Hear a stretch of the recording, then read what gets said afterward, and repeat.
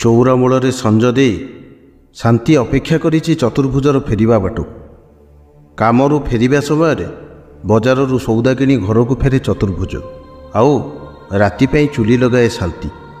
ଦିନ ମଜୁରିଆ କାମ ସରିବା ପରେ ସାହୁକାର ପାଖରୁ ମଜୁରୀ ଆଣି ବଜାରରୁ ସଉଦା କିଣି ଫେରେ ଚତୁର୍ଭୁଜ।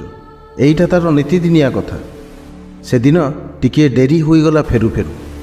ଶାନ୍ତି ଚତୁର୍ଭୁଜର ସ୍ତ୍ରୀ।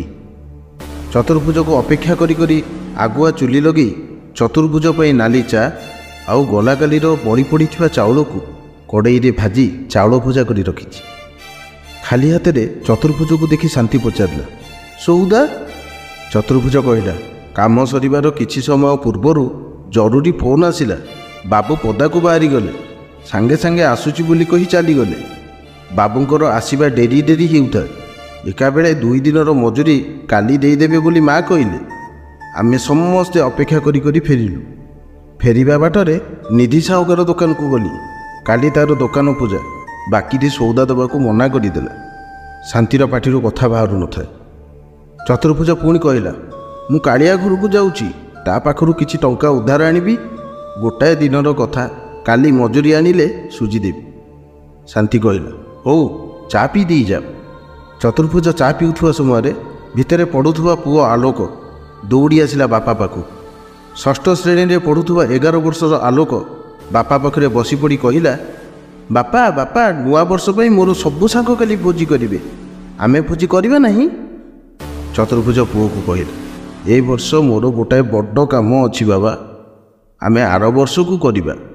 ଆଲୋକ କହିଲା, ଗଲା ବର୍ଷ ପରେ ତୁମେ କହିଥିଲ ଏ ବର୍ଷ କରିବାକୁ।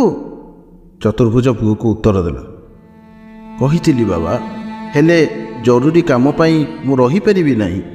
ଆର ବର୍ଷ ପକ୍କା କରିବା। ବାପାଙ୍କ ପାଖରୁ ପ୍ରତିବର୍ଷ ପରି ଏ ବର୍ଷ ମଧ୍ୟ ଭୋଜି ହେବାର ନିର୍ଭର ପ୍ରତିଶ୍ରୁତି ପାଇ ପଢ଼ିବାକୁ ଚାଲିଗଲା ଆଲୋକ।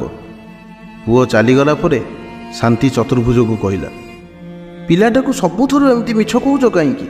ସିଧା ସିଧା କହିଦେଉନ ଆମେ ପାରିବା ନାହିଁ ବୋଲି। ଚତୁର୍ଭୁଜ କହିଲା, ନାଇଁ ଶାନ୍ତି, ସେମିତି ନୁହେଁ। ଏଠି ମିଛ ସତର ପ୍ରଶ୍ନ ଉଠୁନାହିଁ।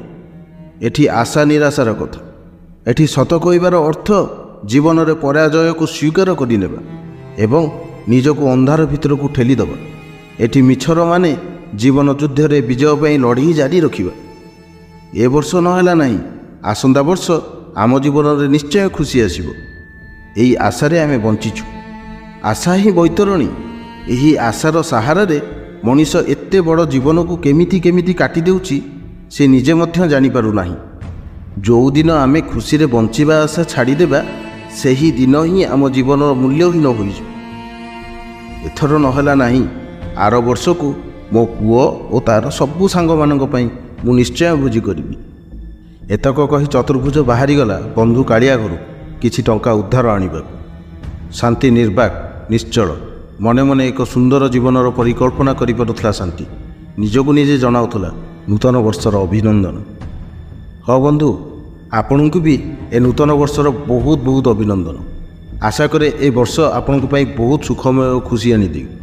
ଏ ସୁନ୍ଦର ଗଳ୍ପର ଲେଖକ ହେଲେ ଆମର ହଜାରୀ କବି ପ୍ରଦୀପ୍ତ କିରଣ ମହାନ୍ତି। ଆଉ ଏ ମିନି ଗଳ୍ପର ନାମ ହେଲା ଜୀବନଧାରା। ଆପଣଙ୍କୁ ଅଶେଷ ଧନ୍ୟବାଦ, ଆପଣ ଏତେ ସୁନ୍ଦର ଗଳ୍ପଟିକୁ ଆମମାନଙ୍କୁ ଭେଟି ଦେଇଥିବାରୁ। ଜୟ ଜଗନ୍ନାଥ, ବନ୍ଦେ ଉତ୍କଳ ଜନନୀ।